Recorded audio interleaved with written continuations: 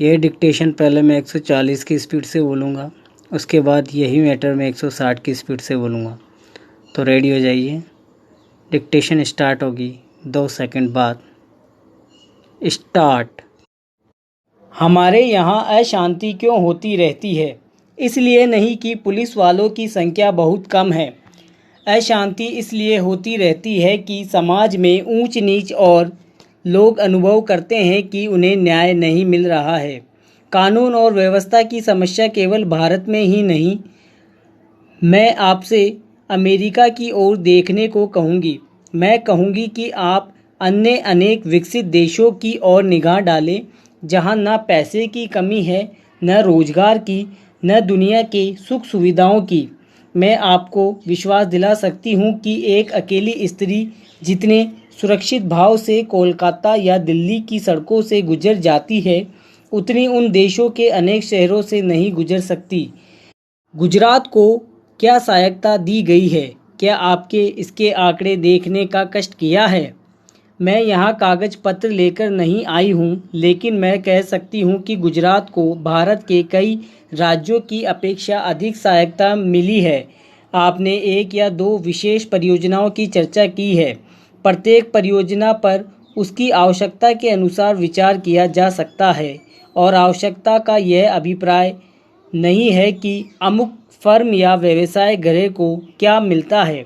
आवश्यकता का आशय यह है कि उसे देश को अपने पांवों पर खड़े होने में सहायता मिलती है या नहीं। हमें उर्वरकों की आवश्यकता है। हम उन्हें प्राप्त करने के लिए सभी संभव उपयोग कर रहे हैं, लेकिन हम विदेशी कंपनियों के साथ बिककर उर्वरक नहीं पाना चाहते और जब तक मैं सत्तारूढ़ हूँ, मैं ऐसा नहीं होने दूंगी, चाहे कैसे भी दबाव क्यों ना पड़े। अगर आप चीखना चाहते हैं तो विश्वास रखिए, आप मुझसे ज़्यादा ज़ोर से नहीं चीख सकते। इसका मुझे आपसे कहीं ज़्यादा अनुभव है। प्रत्येक मामले को तब तक तय किया जाएगा जब वह विचार के लिए उठाया जाएगा। जहां तक टाटा परियोजना का संबंध है, वह योजना अभी सरकार के सामने नहीं आई। यदि वह आएगी तो उस पर वैसी अन्य योजनाओं की तरह समुचित विचार किया जाएगा। अतीत में हमने कई बातों पर जल्दबाजी से काम किया और आज हम उसका फल भुगत रहे हैं। आप महाअनुभवों को इस पर लिखित की गई अनेक पुस्तकों के नाम बता सकती हूँ, जिनके लेखक ना तो भारतीय हैं और ना ही आशावादी पैरा। वह हिम्मत करे जिससे देश में ज़मीन जोतने वाले को मिले और जो मेहनत नहीं करते उनमें ज़मीन लेकर उसका बंटवारा कर दिया जाए। मुझे आश्चर्य हुआ तब मैंने इस प्रतिवेदन को आरंभ से अंत तक देखने की कोशिश की और इसमें अंग्रेजी का इतना समर्थन मेरी समझ के बाहर की बात थी। अंग्रेजी के समर्थन के साथ रोमन लिपि तक का समर्थन किया गया। जब हमारे संविधान में देवनागरी लिपि को राष्ट्रीय लिपि माना गया और आज भी हिंदी देवनागरी लिपि में लिखी जाती है, मराठी देवनागरी लिपि में लिखी जाती है, अन्य भाषाएं अपनी अपनी लिपि में लिखी जाती है।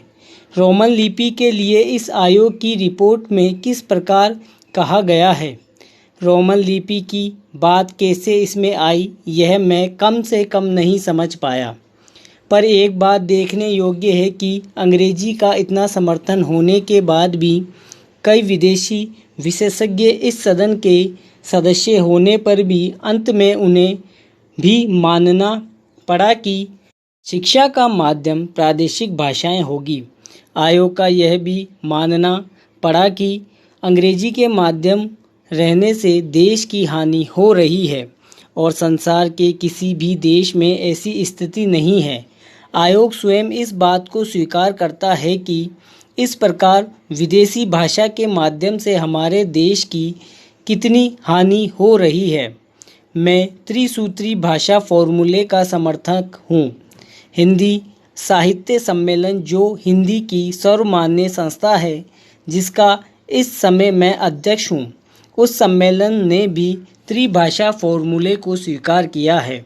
यद्यपि हम ये उचित समझते हैं कि द्विभाषी फॉर्मूला रहता एक मातृभाषा और दूसरी राष्ट्रभाषा लेकिन हमें इस बात का भय था कि यदि द्विभाषा फॉर्मूला रहेगा तो मातृभाषा और अंग्रेजी रहेगी।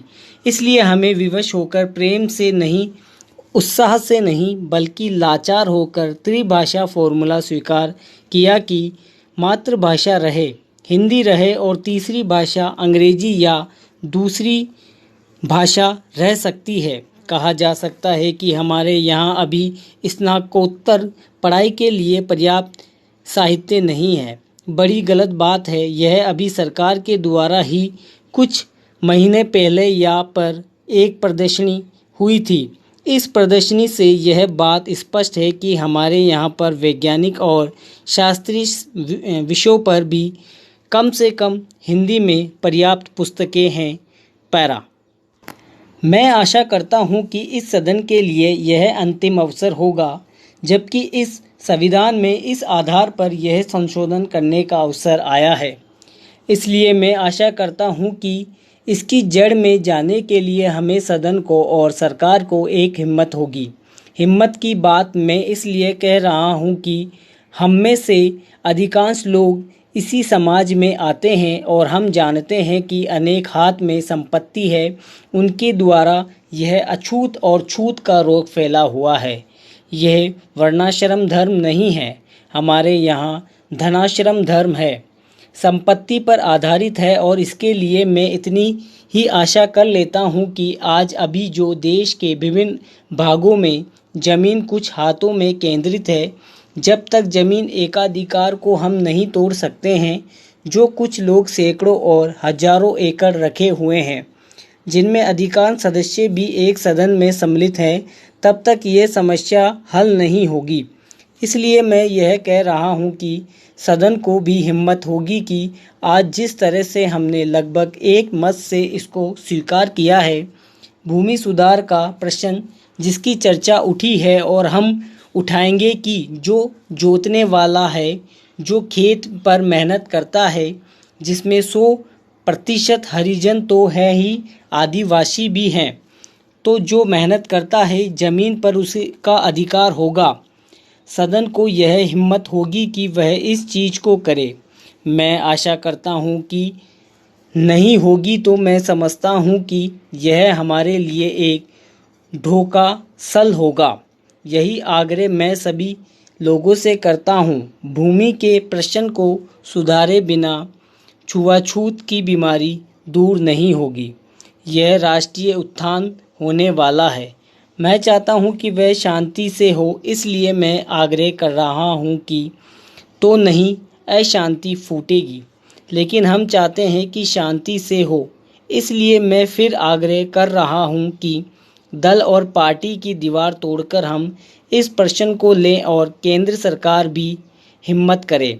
प्रधानमंत्री प्रतीक्षा में न रहें कि कुछ और लोग इधर से चले जाएंगे तो वह करेगी और लोग जाएंगे तो वह कठिनाई में फंस जाएगी। इसलिए मैं कह रहा हूँ कि यह अवसर है। स्टॉप। अब 160 की स्पीड से बोलेंगे। डिक्टेशन स्टार्ट होगी 5 सेकंड बाद। स्टार्ट। हमारे यहाँ अशांति क्यों होती रहती है? इसलिए नहीं कि पुलिस वालों की संख्या बहुत कम है। अशांति इसलिए होती रहती है कि समाज में ऊंच नीच है और लोग अनुभव करते हैं कि उन्हें न्याय मिल रहा है। कानून और व्यवस्था की समस्या केवल भारत में ही नहीं है। मैं आपसे अमेरिका की ओर देखने को कहूँगी। मैं कहूँगी कि आप अन्य अनेक विकसित देशों की ओर निगाह डालें, जहाँ ना पैसे की कमी है, न रोजगार की, न दुनिया के सुख साधनों की। मैं आपको विश्वास दिला सकती हूँ कि एक अकेली स्त्री जितनी सुरक्षित भाव से कोलकाता या दिल्ली की सड़कों से गुजर जाती है, उतनी उन देशों के अनेक शहरों से नहीं गुजर सकती। गुजरात को क्या सहायता दी गई? क्या आपके इसके आंकड़े देखने का कष्ट किया है? मैं यह कागज पत्र लेकर नहीं आई हूँ, लेकिन मैं कह सकती हूँ कि गुजरात को भारत के कई राज्यों की अपेक्षा अधिक सहायता मिली है। आपने 1 या 2 विशेष परियोजनाओं की चर्चा की है। प्रत्येक परियोजनाओं पर उसकी आवश्यकता के अनुसार विचार किया जाएगा और आवश्यकता का यह अभिप्राय है कि अमुक फार्म या व्यवसाय गृह को क्या मिलता है। आवश्यकता का आश्रय यह है कि उससे देश के अनेक पांवों पर खड़े होने की सहायता मिलती है या नहीं।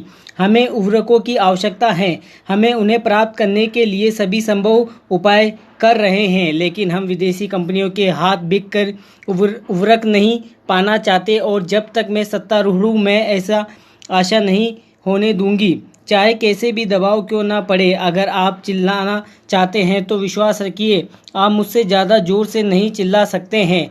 इसका मुझे आपसे अधिक ज़्यादा अनुभव है। प्रत्येक मामले को तब तय किया जाएगा जब वह विचार के लिए उठाया जाएगा। जहां तक टाटा परियोजना का संबंध है, वह योजना अभी सरकार के सामने नहीं आई है। यदि वह आएगी तो उस पर वैसी ही अन्य योजनाओं की तरह समुचित विचार किया जाएगा। अतीत में हमने कई बातों पर जल्दबाजी से काम किया और आज हम उसका फल भुगत रहे हैं। आप महाअनुभवों को इस पर लिखी गई अनेक पुस्तकों के नाम बता सकती हूँ। अनेक लेखक ना तो भारतीय है और ना ही आदर्शवादी। पैरा। वह हिम्मत करे जिससे देश में ज़मीन जोतने वालों को मिले और जो मेहनत नहीं करते उनमें ज़मीन लेकर उसका बंटवारा कर दिया जाए। मुझे आश्चर्य हुआ जब मैं इस प्रतिवेदन को प्रारंभ से अंत तक देखने की कोशिश की और इसमें अंग्रेजी का इतना समर्थन मेरी समझ के बाहर की बात थी। अंग्रेजी के समर्थन के साथ रोमन लिपि तक का समर्थन किया गया। जब हमारे संविधान में देवनागरी लिपि को राष्ट्रीय लिपि माना गया और आज भी हिंदी देवनागरी लिपि में लिखी जाती है, मराठी देवनागरी लिपि में लिखी जाती है, अन्य भाषाएं अपनी अपनी लिपि में लिखी जाती है। रोमन लिपि के लिए इस आयोग की रिपोर्ट में किस प्रकार कहा गया है, रोमन लिपि की बात कैसे इसमें आई, यह मैं कम से कम नहीं समझ पाया। एक बात देखने योग्य है कि अंग्रेजी का इतना समर्थन होने के बाद भी कई विदेशी विशेषज्ञ इस आयोग के सदस्य होने पर भी अंत में उन्हें भी मनाने की शिक्षा के माध्यम से प्रादेशिक भाषाएं होगी।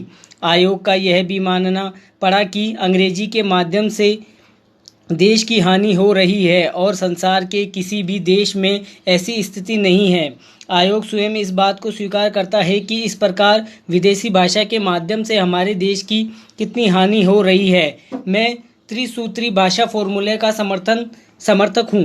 हिंदी साहित्य सम्मेलन में, जो हिंदी की सर्वमान्य संस्था है जिसका यह समय मैं अध्यक्ष हूँ, उस सम्मेलन ने भी त्रिभाषा फॉर्मूले को स्वीकार किया है। यद्यपि यह उचित समझे कि द्विभाषा फॉर्मूला रहता है, एक मातृभाषा और दूसरी राष्ट्रभाषा, लेकिन हमें इस बात का भय है कि यदि द्विभाषा फॉर्मूला रहेगा तो मातृभाषा और अंग्रेजी रहेगी।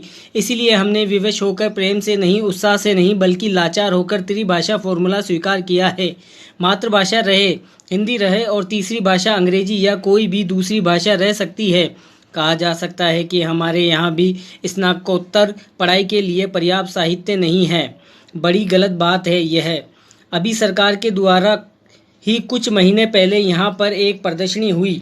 एक प्रदर्शनी में यह बात स्पष्ट है कि हमारे यहाँ पर वैज्ञानिक और शास्त्रीय विषयों पर भी कम से कम हिंदी में पर्याप्त पुस्तकें हैं। पैरा। मैं आशा करता हूँ कि इस सदन के लिए अंतिम अवसर होगा, जबकि इस संविधान में इस आधार पर यह संशोधन करने का अवसर आया है। इसलिए मैं आशा करता हूं कि इसकी जड़ में जाने के लिए हमारे सदन को और सरकार को एक हिम्मत होगी। हिम्मत की बात मैं इसलिए कह रहा हूं कि हम में से अधिकांश लोग इस समाज में आते हैं और हम जानते हैं कि अनेक हाथ में संपत्ति है, उन्हीं के द्वारा यह अछूत और छूत का रोग फैला हुआ है। वह वर्णाश्रम धर्म नहीं है, हमारे यहाँ धनाश्रम धर्म है, संपत्ति का आधारित है। और इसके लिए मैं इतनी ही आशा कर लेता हूँ कि आज भी जो देश के विभिन्न भागों में ज़मीन कुछ हाथों में केंद्रित है, जब तक ज़मीन के एकाधिकार को हम नहीं तोड़ सकेंगे, जो कुछ लोग सैकड़ों और हजारों एकड़ रखे हुए हैं, जिनमें अधिकांश सदस्य भी इस सदन में सम्मिलित हैं, जब तक यह समस्या हल नहीं होगी। इसलिए मैं कह रहा हूं कि सदन को भी हिम्मत होगी कि आज जिस तरह से हमने लगभग एक मत से उसको स्वीकार किया है, भूमि सुधार का प्रश्न जिसकी चर्चा उठी है और हमें उठाएंगे, जो जोतने वाला है, जो खेत में मेहनत करता है, जिसमें 100% हरिजन तो है ही, आदिवासी भी है, जो मेहनत करता है, ज़मीन पर उसका अधिकार होगा। सदन को यह हिम्मत होगी कि वह इस चीज़ को करे। मैं यह आशा करता हूँ, और नहीं होगी तो मैं समझता हूँ कि यह हमारे लिए एक ढोंगासोल होगा।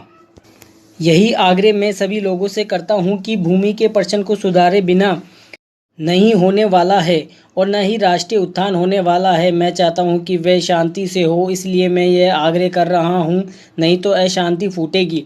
लेकिन हम चाहते हैं कि शांति से हो, इसलिए मैं फिर आग्रह कर रहा हूं कि दल और पार्टी की दीवार तोड़कर हम इस प्रश्न को लें और केंद्र सरकार भी हिम्मत करे। प्रधानमंत्री प्रतीक्षा में न रहें कि कुछ और लोग इधर से चले आएंगे जो वह करेगी और लोग जाएंगे तो वह कठिनाई में फंस जाएंगी। इसलिए मैं कह रहा हूं कि इस अवसर पर